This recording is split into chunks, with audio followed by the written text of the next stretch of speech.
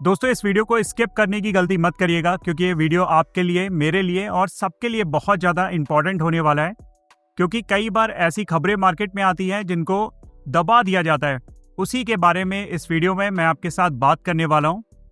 दरअसल मामला दोस्तों इस बार यूपीआई से जुड़ा हुआ है। यूपीआई ट्रांजैक्शन के ऊपर अब बैंकों ने चार्जेस लगाना शुरू कर दिया है। आपने इनके बारे में सुना नहीं होगा, लेकिन मैं आपको बता दूं, आईसीआईसीआई बैंक ऐसा पहला बैंक बन गया है जिसने अब यूपीआई ट्रांजैक्शन के ऊपर चार्जेस लेना शुरू कर दिया है। तो इस वीडियो में दोस्तों मैं आपको एकदम सरल तरीके से बताने वाला हूं कि आखिर ऐसी क्या नौबत आ गई कि आईसीआईसीआई बैंक को यूपीआई ट्रांजैक्शन के ऊपर चार्जेस लगाने पड़ गए। और जब आईसीआईसीआई बैंक ने चार्जेस लगा दिए तो कितने चार्जेस लगाए और इसके साथ ही इसका जो प्रभाव है हमारी जेब पे कैसे पड़ने वाला है, सब कुछ इस वीडियो में समझेंगे। तो यही आपसे कहूँगा, वीडियो अगर आपको पसंद आए तो वीडियो को लाइक कर दीजिएगा, चैनल को सब्सक्राइब करिएगा अगर आप पहली बार इस चैनल को देख रहे हैं। तो यूपीआई यानी कि यूनिफाइड पेमेंट इंटरफेस, जिसने पूरे देश में जो है क्रांति लाई थी। गूगल पे, फोन पे और पेटीएम जैसे ऐप से हम लोग रोजाना पेमेंट करते ही हैं, लेकिन अब ऐसी खबर आ रही है कि आने वाले समय में इन यूपीआई ट्रांजैक्शन के ऊपर हमें चार्जेस देने पड़ जाएंगे।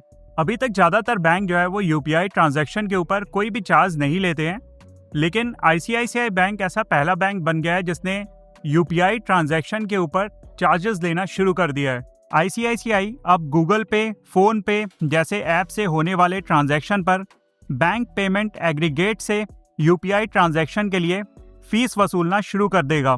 ये पेमेंट एग्रीगेट वो कंपनियां होती हैं जो दुकानदारों और बैंक के बीच में पेमेंट को प्रोसेस कराती हैं। तो अब इन कंपनियों से आईसीआईसीआई बैंक जो है वो चार्जेस वसूलने वाली है। अब ये जो चार्जेस हैं इनको सीधे ग्राहकों से तो नहीं लिया जाएगा, लेकिन इसमें एक ट्विस्ट है।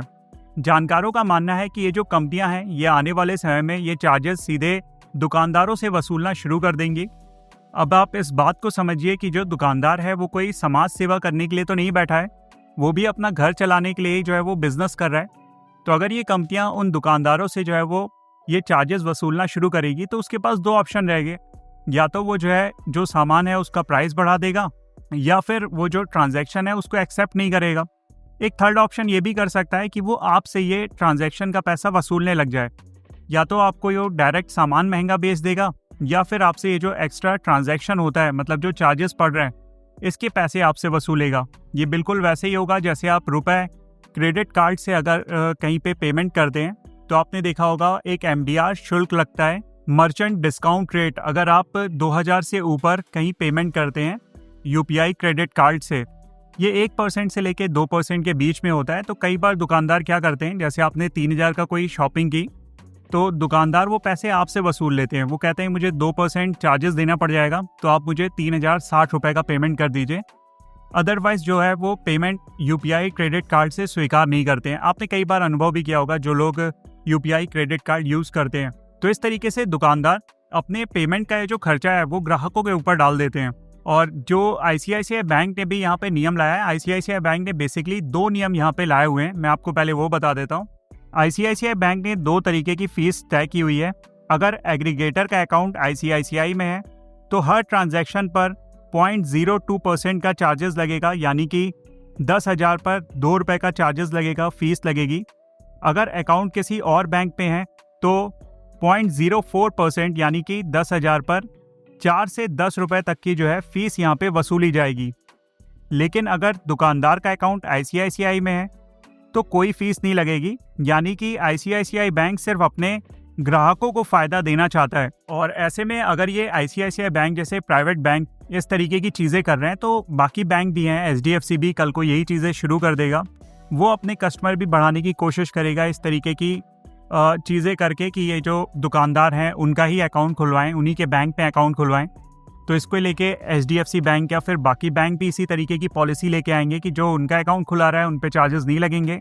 तो अल्टीमेटली आप देखेंगे कि बैंकें कई सारी हो जाएंगी और ये जो नियम चल रहा है ये इसका जो असर है वो सीधे ग्राहकों के ऊपर आएगा। क्योंकि जब चार्जेस दुकानदार के ऊपर आना शुरू हो जाएंगे तो दुकानदार के पास दो ही ऑप्शन होंगे, या तो वो सामान का दाम बढ़ा दे या फिर वो आपसे चार्जेस वसूलना शुरू कर दे। तो ऐसे में आप देखोगे ये एक साइकिल सी बन जाएगी जिसमें ग्राहक के ऊपर ही सारा बर्डन आने वाला है, और आईसीआईसीआई बैंक ने इसकी शुरुआत कर दी है। अब आपको ये भी बता देता हूँ कि आखिर आईसीआईसीआई बैंक को ऐसी क्या मजबूरी आ गई कि उसने ये यूपीआई ट्रांजैक्शन के ऊपर फीस लगाना शुरू कर दिया है। तो देखिए यूपीआई ट्रांजैक्शन जो है वो तो फ्री होता है, लेकिन इसके पीछे की जो प्रोसेस होती है, मतलब यूपीआई ट्रांजैक्शन को चलाना, उसके लिए खर्चा लगता है, वो फ्री नहीं है। जैसे बैंकों को सर्वर, टेक्नोलॉजी और सिक्योरिटीज का जो खर्चा होता है वो उठाना पड़ता है। और अब बैंकें क्या कर रही हैं, ये जो खर्चा है ये दुकानदारों से वसूलना चाहती हैं या कंपनियों से वसूलना चाहती हैं। बेसिकली बैंकें तो कंपनियों से वसूलना चाह रही हैं, लेकिन आप देखेंगे आने वाले समय में कंपनियां हैं ये दुकानदारों के ऊपर इसका बोझ लाद देंगी, और दुकानदार क्या करेगा कि वो ग्राहकों के ऊपर इसका बोझ लादेगा, क्योंकि दुकानदार कोई समाज सेवा के लिए तो नहीं आया हुआ है। तो ऐसे में जानकारों का भी मानना है कि हो सकता है आने वाले समय में दिन दूर नहीं है जब हमें प्लेटफॉर्म फीस या कन्वीनियंट फीस के नाम पे ये जो ट्रांजैक्शन है, यूपीआई ट्रांजैक्शन है, इसके लिए पैसे चुकाने पड़ जाएं। वैसे आप इस पूरे मामले को लेकर क्या सोचते हैं?